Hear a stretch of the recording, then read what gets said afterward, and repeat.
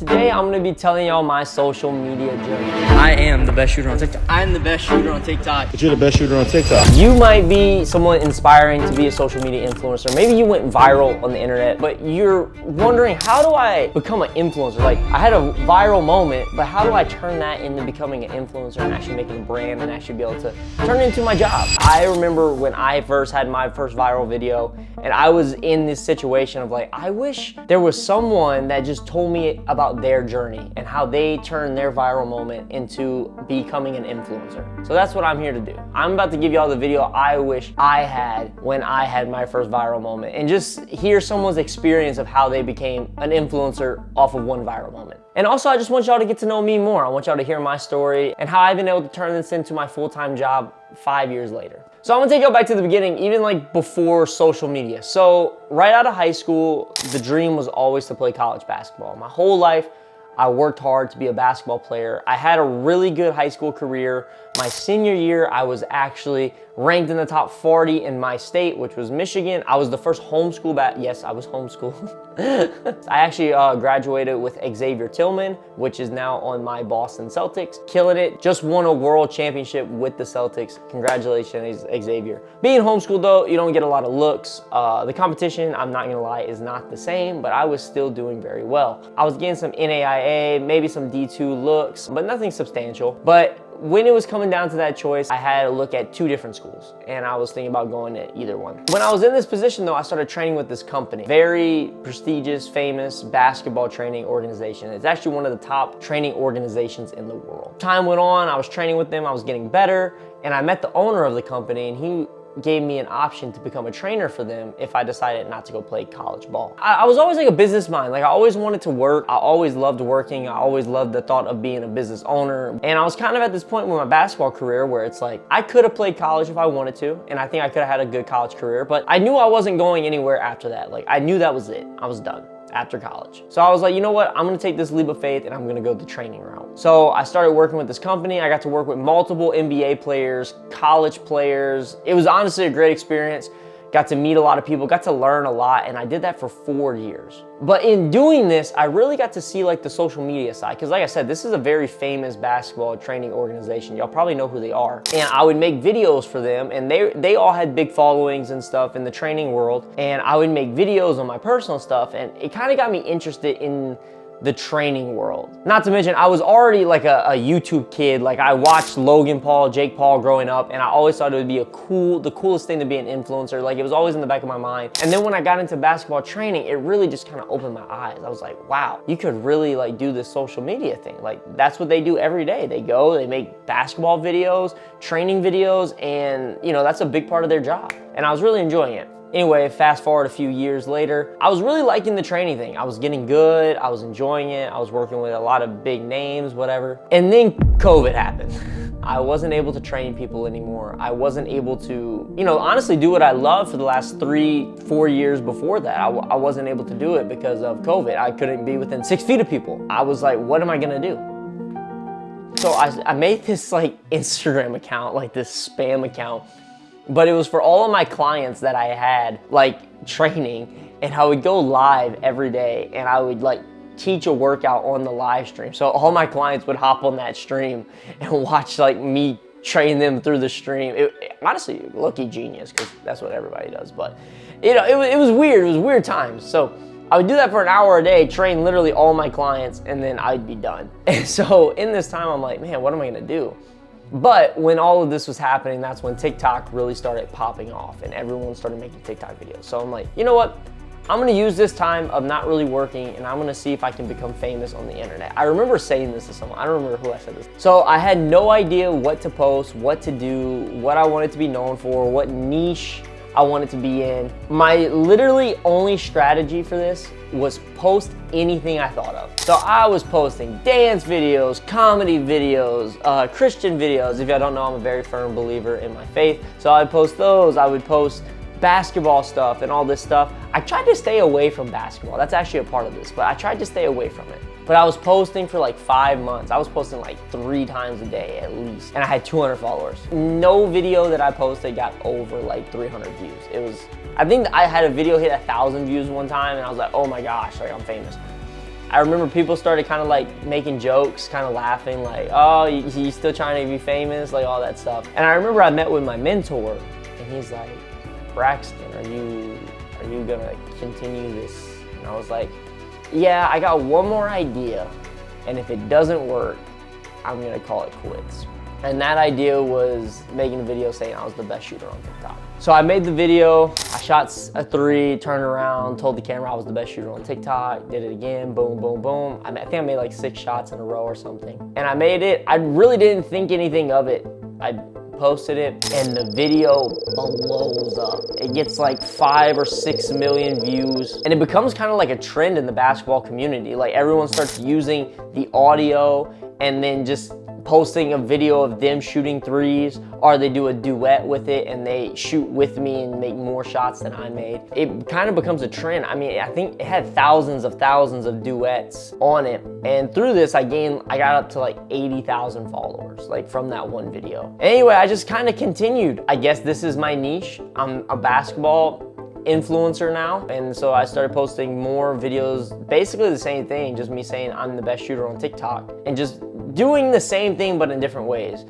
And I think that leads me to my first point. If you're trying to become an influencer and you had a video go viral or blow up, literally mimic that video as many times as you can, but do it just a little bit differently. People like consistency. If people liked it one time, they're gonna like it a second time, if that makes sense. If you had a video blow up, whatever that video is, ride that wave, ride that momentum. Okay, people recognize Braxton, me, for being the best shooter on TikTok. I blew up for being the best shooter on TikTok. I'm gonna keep being the best shooter on TikTok until no one cares anymore. That's what you gotta do. And you're gonna ride that for as long as you can. And that's one thing I wish I would've realized back then. Because my thought process back then, I remember, was, okay, I don't wanna post too many best shooter on TikTok videos because I don't want people to get sick of it. That was the wrong approach. If I would've posted 2, 3 best shooter on TikTok videos a day for that 3 to 5 month period, I would have millions, way more followers than I have now.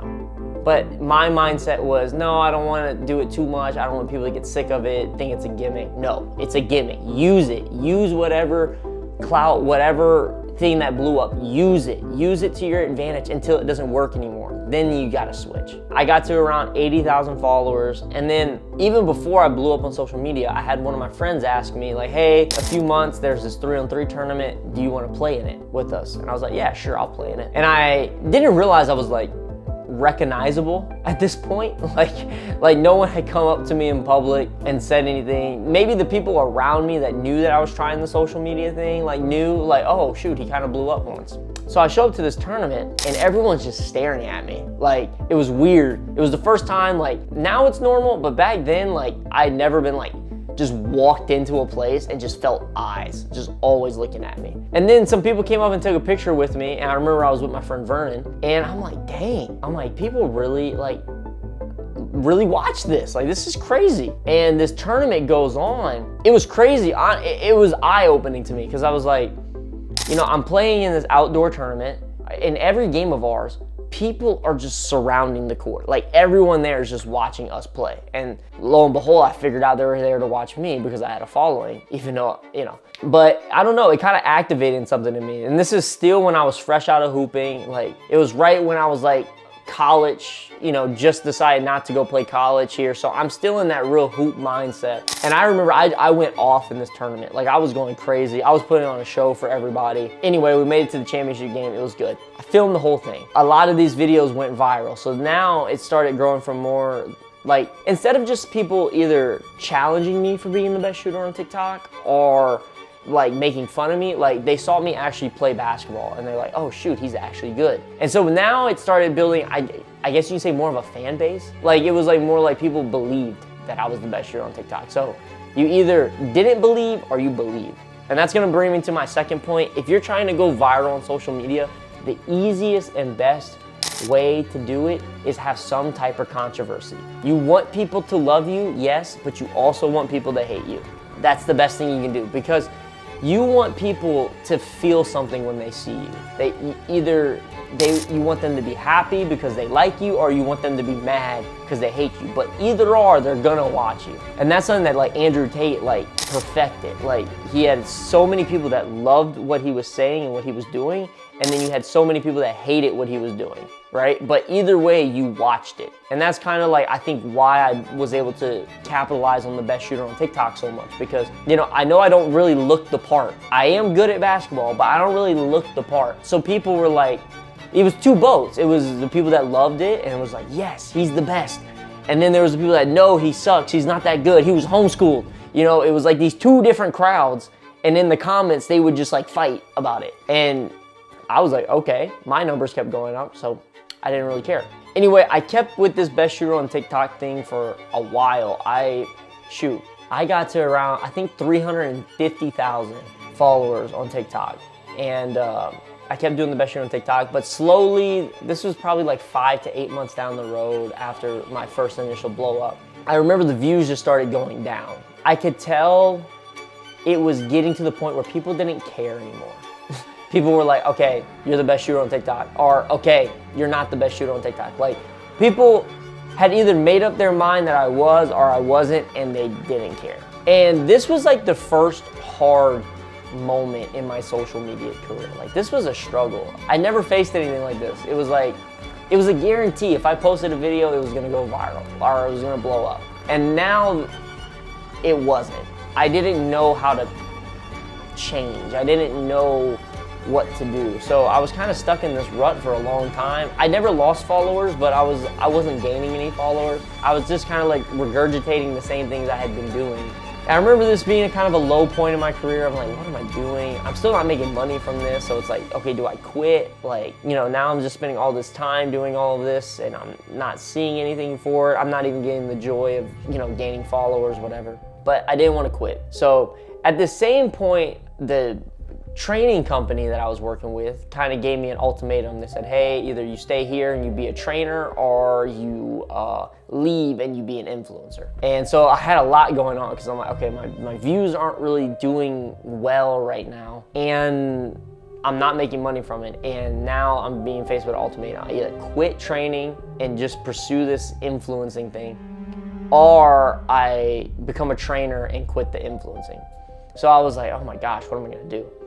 But I really wanted this. Like, I've always wanted to be an influencer, and it was like, wow, like I gotta take advantage of this. I'm gonna regret it if I don't. So I quit training, and I'm like, I'm gonna try to do this influencing thing. So I went to the drawing board. I'm like, okay, people don't care about the best shooter on TikTok anymore. Like, what's something that I can do that would relate to people and that they would still like and view? And I was like, skits, basketball skits. And a lot of people do basketball skits now.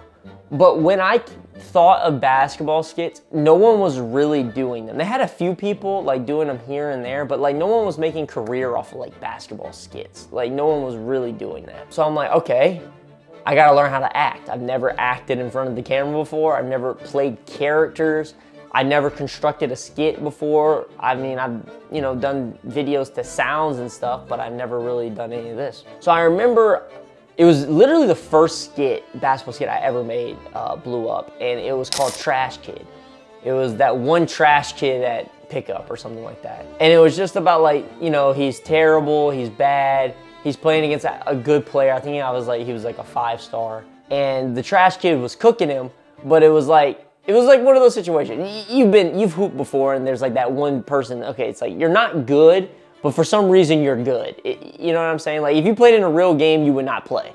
But in this situation, in this environment, you're good. It was like kind of like that, and it blew up. I made it like a 3-part series. Everyone was getting millions of views. And I was like, okay. I'm like, this is the lane that I'm gonna be in.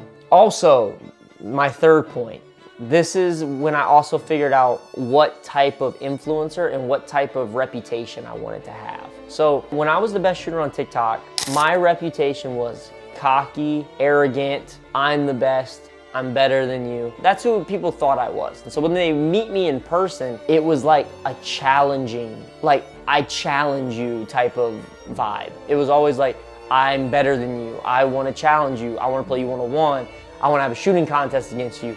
Like, I want to prove you wrong type of thing. That's cool, but once I started getting older and I started kind of walking away from like hooping, like I'm not a hooper anymore. Like that's not my mindset. Like I don't really have anything to prove in the basketball world. I didn't want that to be my online image, if that makes sense. That's a lot of pressure to always be the best at something. So when I started doing these skits, I realized I'm like, this is an opportunity for me to be just loved for who I am and just being funny, and something that I can relate to the worst player on a basketball team or the best player on a basketball team or someone that doesn't even play basketball but just loves basketball. Like I can kind of just bring the whole basketball world and just have them enjoy what I'm making just for the fact that it's entertainment. And so I'm like, I'm gonna change my brand.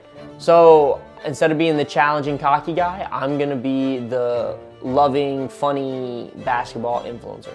So I kind of just dove into making skits, and then this is when I really blew up. I went from like 350,000 to 1 million pretty quick. I remember when I hit 1 million, or I was close to 1 million, that's when I started really posting on Instagram and YouTube. Those started blowing up, and it's all off of skits. That's kind of what I did. I remember when I hit 1 million on TikTok, and then that's when I really started to grow. Once I started the skits, that's when I started making money as well. Like I started getting brands hitting me up, and I wasn't making crazy money, but I was making enough money to be like, okay, I see a future in this. And this is like a year down the road, a little over a year. And I just kept posting and kept doing the skits, and they were doing well. I hit 1 million on TikTok, I hit 100,000 on Instagram. I don't even know what I was probably at like 150,000 on YouTube at the time. Things are going good. It's still not full-time, but it's going good. So this is all around a year and a half into my social media career.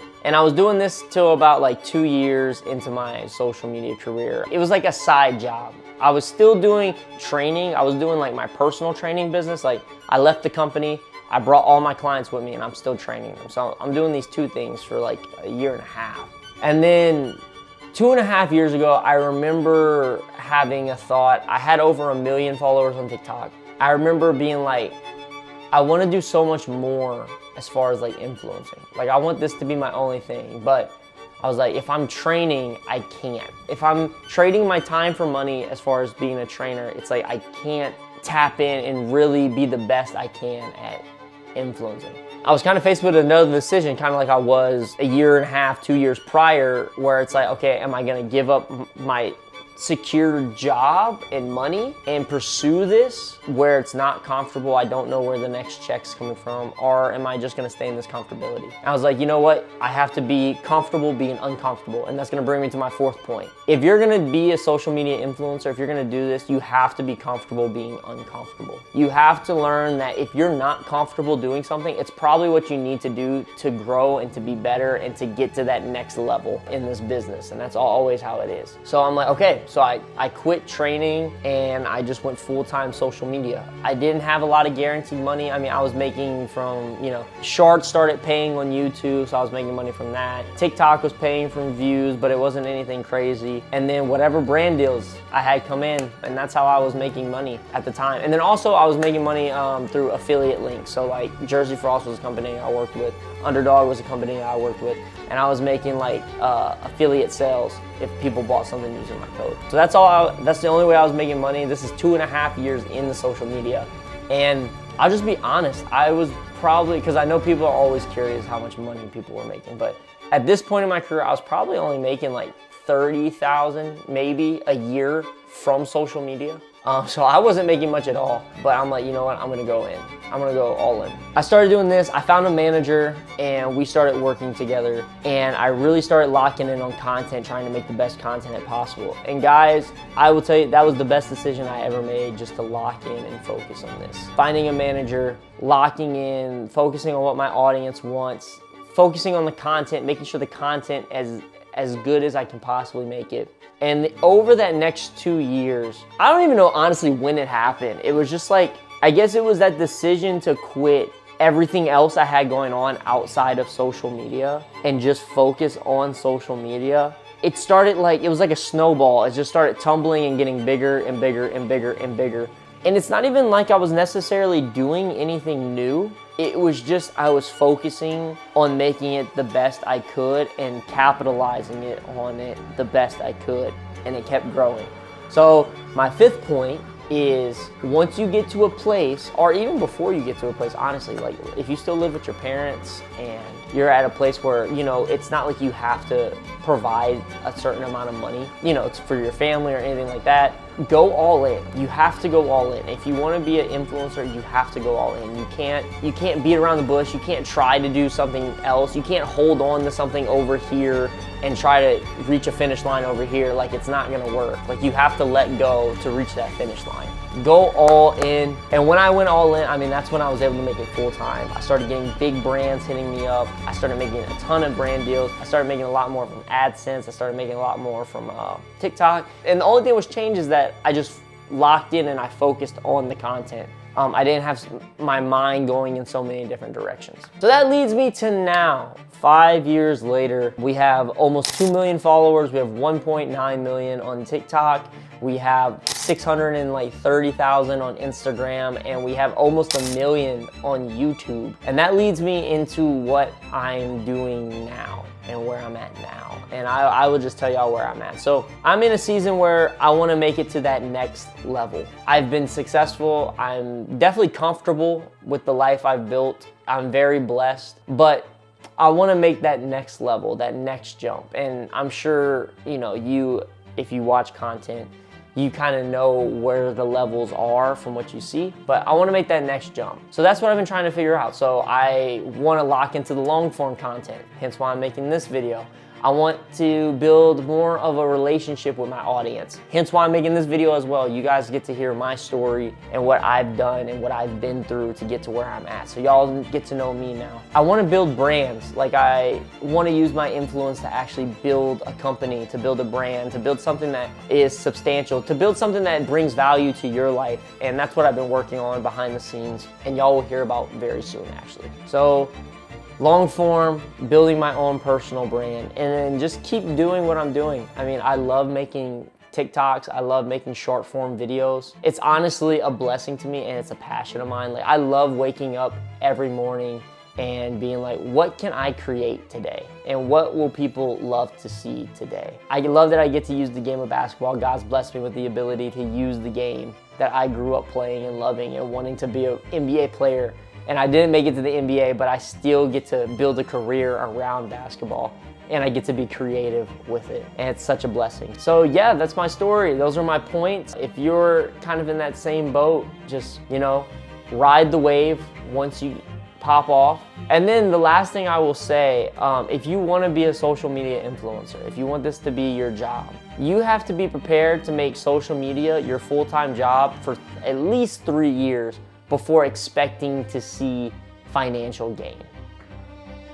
That's gonna be my point. So you have to be dedicated and committed to this way before you see gain. Cause like, y'all see people on the internet blow up and everyone's like, oh, this person blew up out of nowhere. They had been doing it for years, and then people didn't catch on until years down the road. So to us, it seems like they just blew up out of nowhere. But to them, they had been working a long time, and they just figured out the formula to get them there. So expect to work for 3 years before seeing any gain, but I promise you the gain is worth it. And if you do something that you love, it's gonna be fulfilling, regardless if you're getting views, if you're not getting views. You're doing what you love, you're doing what you wanna do. So with that said, that is my social media story. I hope that gave you some clarity if you wanna be an influencer, of how to become an influencer. I just spoke this from the heart. I didn't have anything written up, just wanted to tell y'all my story. If y'all wanna hear the story of my life and my basketball journey, let me know. Make sure you like, comment, subscribe